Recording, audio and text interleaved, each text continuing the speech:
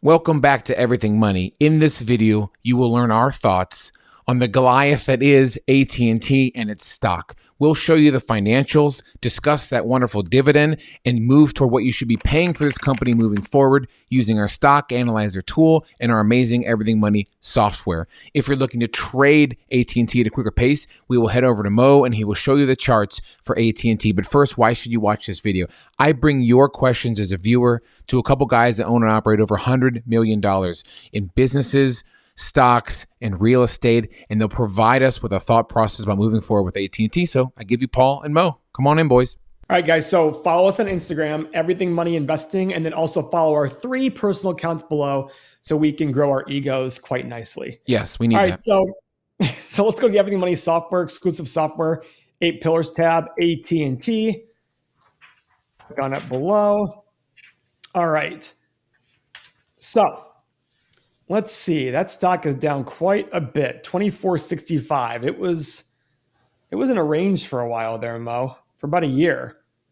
It was quite. Yeah, it was there for a while. I mean, I don't think we've hit these levels since maybe like 2003, 2004. Oh wow, let's see. It's been a while. Well, 2010. Yeah, I got 2009. there. Yeah, 2009. And 2003. A little better. Okay. Seth, what do we have here? Are you wow, look at that. That's another one. I mean, it's still that's AT&T. Wow. I was going to say, yeah. So, folks, if you follow along our show, we always catch heat when Paul, we usually analyze a bunch of overpriced stocks, and Paul says, I need this to fall in half. And then all of you in the comments say, all of you, a couple of idiots in the comments say, that'll still never fall in half. Paul, you're an idiot. This is always going to climb up. So we like finding companies that have really readjusted themselves back down. And so AT&T, Mo, this is a dinosaur in your book, right? And that's the thing is like we just looked at Micron, we looked at Intel. Those were the hot stocks of back in the day. I don't know if AT&T was ever a hot stock of the day. Well, but the other thing to keep in mind, guys, is everybody will tell me, Paul, you don't get it. This is a fast growing business. And I'm like, okay, well, the prime example we just showed was Micron has 10 times more revenue today than it did in 1999, and its stock has gone nowhere. Mm-hmm. It is literally down still from 1999, 2000, even though its revenue is up 10 times. That's the point I'm trying to make. Even with a lot of growth, if you overpay for growth, you still lose. Right. That's it. All right. So AT&T, $177 billion company. Now they're doing a spinoff of their media, correct? Yep. They're selling and off. They're merging it. Discovery. They're merging it with Discovery. Mm-hmm. In another deal. So that's something that I'm going to wait a little bit before I do anything with AT&T and Discovery, but it's still a good thing to look at. So pillar number 1, you want the 5-year PE under 22.5. It's 11.8. Check mark nice. There. Pillar number 2, we want the 5-year return on invested capital greater than 9%. It's 5.2%. Okay, look at this dividend. Holy smokes. Now, this dividend is going to drop next year because they're going to cut it once the spinoff occurs, right? Yep. Because this is a big chunk of the dividends, of the free cash flow it's earned. In our software, we put the free cash flow here so you can compare it to the dividends paid because that's the important part to understand. Now, with that said, this company is going to look very different a year from now than it does today because of the spinoff. They're spinning off some high asset values there with their content. So, and their media business. So keep that in mind here. Pillar number 3, we want to see revenue growth over the last 5 years. So we go to the income statement of our exclusive software, 160.7 to 173.6. Pillar number, that's a check mark there. Now, Paul, typically you like slow, you've been honing in on me about the power of slow growth. You'd rather see slow growth than some random huge spike where everyone gets happy and then we start falling back down. But what are your thoughts on AT&T's growth, through the years? I think they did a lot through acquisitions. That's my only concern. So let's go to the cash flow statement. And in the investing section, it'll tell us about acquisitions. And the negative numbers means they acquired. Look at that, $43 billion acquisition, 11.9 last year, $30 billion in 2015. So there's a lot of acquisitions happening here. And that's always a concern when it comes to me. But I don't like it when companies grow through acquisitions. I want them to have natural internal growth. And then if they can make some good strategic acquisitions to help fuel that, I'm fine with that, as long as they're at reasonable levels. So in this situation, it's concerning to me that they've made some very, very, very major acquisitions in the last 7 years, and yet their revenue is not up a ton. Mm-hmm. All right. How about their income, Paul? Pillar number 4. Pillar number 4, we want to see income growth over the last 5 years. 12.85 to 1.1. But what the F? They had other income of negative 16 billion right up here. So there was probably some write-off of some sort that they had to special income charge right here of $21 billion. So guys, there was some write-off at some point here that really affected their income earnings. I would not focus on this. I'd focus on the cash flow portion of their business. Pillar number 5, we want their shares outstanding decrease in the last 5 years because we don't want to lose. We don't want to be diluted. We want to be increasing our ownership by keeping the same number of shares.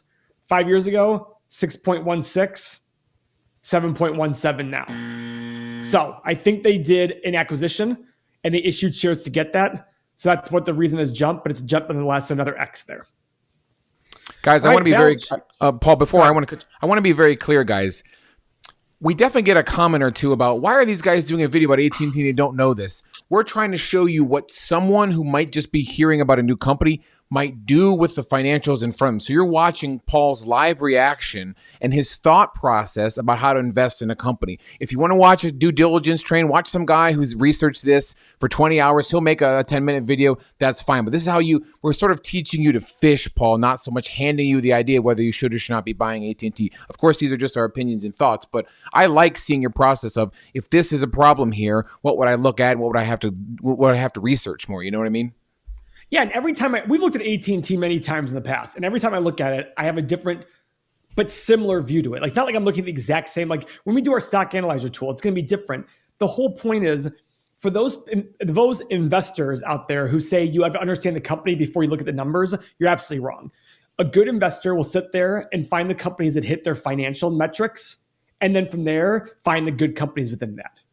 So that's what we're trying to do here. Does AT&T even pass our financial sniff test to even warrant me spending more time looking at them? That's it. So pillar number 6, we want their long-term liabilities to be low. So what do? We go to the main page of our exclusive software. We scroll down. We look at their 5-year average free cash flow. We multiply this by 5. That'll give us $118 billion. We want their total long-term liabilities to be under $118 billion. Now, this I do remember, Seth. Mm-hmm. So we go to the balance sheet. We scroll all the way down, ready to throw up. Oh, my gosh. $284 billion. Guys, this company is laden in debt.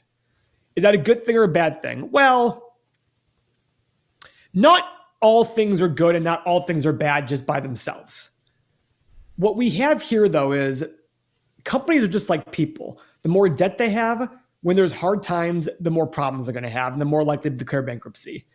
AT&T is the big mamma jamma, but this is a lot of debt for a company of this size. A lot of debt. This is just almost immediately to me a turnoff. But let's go further. Let's see if they have free cash flow growth. Yeah. Pillar number 7, free cash flow growth in the last 5 years. So remember, guys, free cash flow is cash from operations less your capital expenditures. And I'm going to quiz our friend Seth here to see if he can tell me the 5 things you can do with free cash flow. So a cash from operations minus capital expenditures. This is the lifeblood of the company, Paul, which I've learned Not from what you. I asked. Either one of those answers are what I asked, but go ahead. I'm just buying my time. I can buy back shares. Yep. I can make acquisitions, which they're doing. Yep. I can pay down debt. Yep. I can issue a dividend, which is why everyone loves this, or I can pay more Eastern European supermodels for commercials. And technically, yes, you can reinvest in yourself. Thank you. You can reinvest in yourself. Yep. So that is true. So I added the free cash flow line here to the investing section of our statement because nobody else has that. I don't want you guys to bog yourself down with the math. So 5 years ago, they did 15.7 billion. Last year, 25.7. Check mark. And look at this free cash flow. Way more consistent than the earnings. So that's something to consider when you're looking at any company. Free cash flow being consistent is a, how do I put this? It's a beautiful thing. I mean, that's an easy way to say it, but I like seeing consistent free cash flow. And then our final metric is we take the 5-year average free cash flow, we multiply it by 20 to come up with a market cap as a starting point for where we want to look at this company. So 23.4 billion times 20 is $468.8 billion. And the market cap is 176. Yeah. So this sounds like a screaming deal. And let's go to the 8 pillars tab here. It's selling for 7.5 times the 5-year free cash flow. So you gotta straddle this with this debt thing. This is the problem with the debt. It's gonna take 12 years to pay their debt down. Even with the spinoff, I don't think they're eliminating that enough debt to take it below our pillar. I don't think they are. I think I read somewhere and I was like, no, they're not getting rid of enough to make it a check. I think it was like $53 billion. The bottom line, even if it's $100 billion, it's still not enough to get rid of their the X here. So, guys, I don't know. I never want to say no just because of one. Like this shares outstanding doesn't bother me because they made an acquisition with it. I'll judge their acquisition later. This is probably my biggest issue here. I'm not worried about net income because it's affected by the big write-off. Paul, in the past, you were saying you wanted AT&T to buy back shares. Yes, and pay down debt though. Mm-hmm. They need to concentrate their money on paying down debt and buying back shares. I'm almost starting to look at AT&T like I would look at a company like, I don't know, Palantir, for example. Don't just go and invest in them because they say that because AT&T has laid out a plan. Can they execute the plan? That's the same thing as going investing in some other new company. I mean, this is almost like a new company that I need to look at and say, can they execute this plan going forward? Just be patient and wait, see if it happens. For the spinoff? With everything. I mean, if you're going to invest in AT&T, with everything. All right. So let's use a stock analyzer tool and let's see what we think the value of AT&T will be in 10 years. All right. Revenue growth assumptions. This assumes, by the way, the no spinoff happens, which is not, the spinoff's going to happen. So this is kind of a fruitless effort in the sense of, but it just shows the fundamentals of AT&T itself. Mo? -2, 0, and 2. Spread I like it. Profit margin. Maybe 6.5, 7, 7.5. Okay. I think it's a little low, but okay. I'm fine. I mean, it can go higher. I just didn't want to go my high side's going to be 8. I think that's the better number then.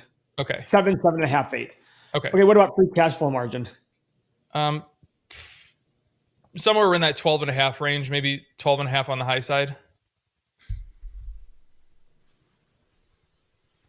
Well, I mean, it looks like their free cash flow margin's increasing.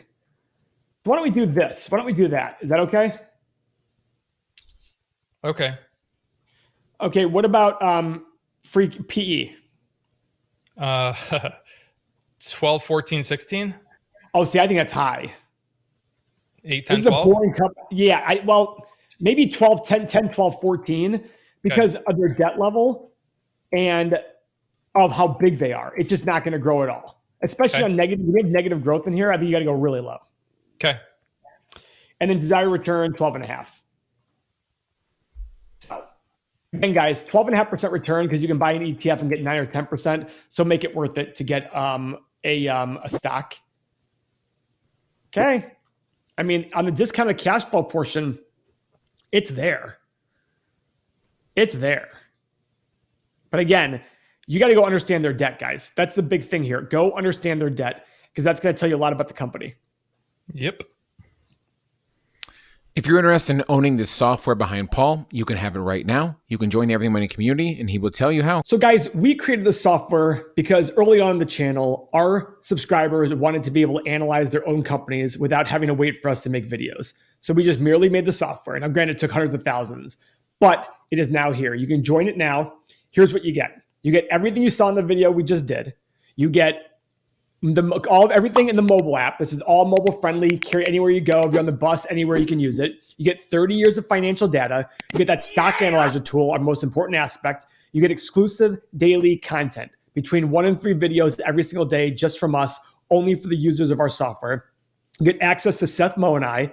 You get all the future growth of the software too, which includes real estate calculators, stock screeners, and most importantly, What's active right now, you get access to our community of like-minded investors. So many people around the world are alone in how they think about investing. But in our community, over 6,000 people are talking every day in organized chats, talking about all of their favorite investments, why they look at them, why they don't. This includes crypto. This includes Tesla. We're not discriminating. It's only value. It's all types of investing, all available for you for only $1 per day.